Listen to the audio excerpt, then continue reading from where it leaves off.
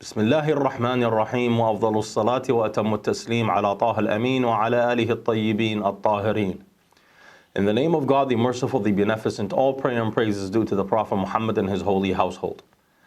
Beginning with our first episode of الوجيز في أحكام العبادت, the brief in the provisions of worship, our first point talks about the concept of mimicking or imitating.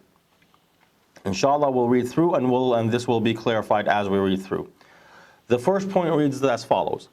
Due to the fact that the Islamic legislation has obligations upon the individual, such as wajib and muharram or wajib and haram, it becomes obligated upon the individual who was charged with those obligations to ensure the safety and certainty of their actions towards those obligations. And in most cases, the individual who has not reached the level of a jurist is unable to do so, is unable to attain the certainty and safety of their actions.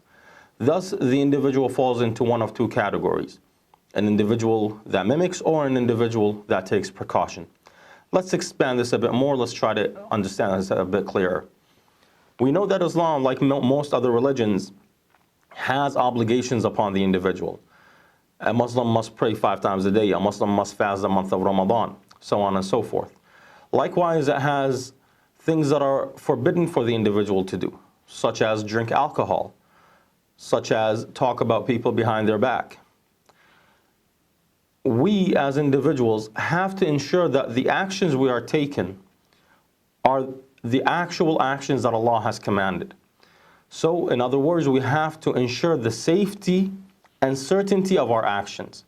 So when I pray, I need to ensure that my conscience, first of all, is cleared of this action. How do I do that? I do that by a few methods, or three methods. Either I become a jurist myself. So either I study and I become a jurist to the point where I am certain that Allah required me to pray in this form, not in another form. Or that the month of Ramadan starts on this day, not on the other day. And it ends on this day, not on another day. And if I want to become a jurist, the door is open. I am capable of becoming a jurist if I have the blessings, if I have the time to put into to study and understand. If I cannot, which most of us cannot, then I fall into one of the other two categories. The first category is the individual who mimics or who imitates the jurist. Because I do not have the time to put in to become a jurist, I still have to attain certainty of my actions and the safety of my actions. How do I do that? I do that by following the jurist himself, by referring to the jurist. Why? Because he is the individual that specializes in this field. And this is something that we do in our day-to-day. In fact, I go to a doctor for what reason? Because he is the specialist in his field to give me the medicine I need to make me better. I refer to an engineer for what purpose? Because he knows the best way to build the house that I'm trying to build, for example. He knows it better than I do. He knows where the corners should be. He knows where the main pillars should be, so on and so forth. Likewise in Islam, or likewise in any other religion. We go to the specialist because they will tell us what we need to do according to the knowledge that they have studied. Our third example is the individual that takes precaution.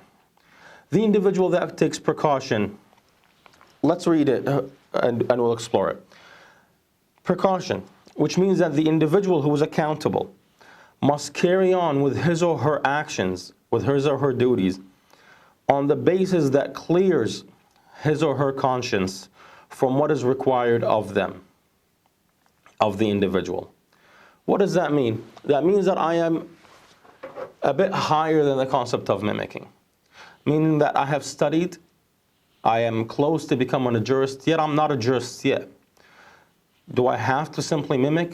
He says no. Because you have compiled a vast amount of knowledge, and you know the different opinions, and you know which of them, or you can point to which of them is more likely or not, or maybe you cannot. Maybe you know that there's two opposing opinions.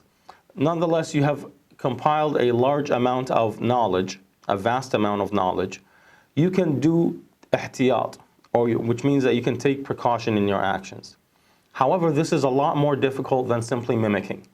Why? Because mimicking, you simply refer to the jurist, the most knowledgeable of the jurists, and you follow their action, which brings you certainty because you're following the most knowledgeable. If you do ihtiyat, there are other conditions that come with it. At certain times, ihtiyat requires you to leave an action that might not necessarily be forbidden. And other times, precaution might require you to repeat an action where you wouldn't if you were mimicking. We'll read through and we'll see. It says, for example, the first example is when you get to leave something that's not necessarily forbidden. If the individual who does precaution assumes that smoking is forbidden, then the individual therefore must leave smoking. Why? Because the assumption is towards the haram, therefore he must leave it, or towards the forbidden. As for the second example, where the individual might have to repeat, in the case where a traveler travels a distance, yet when he gets to his destination, he is uncertain whether that destination is a permissible border for him to shorten his prayers or to continue with the prayers as is, with the regular prayers, the 4 prayers. We see that in this case, precaution would dictate that you combine both.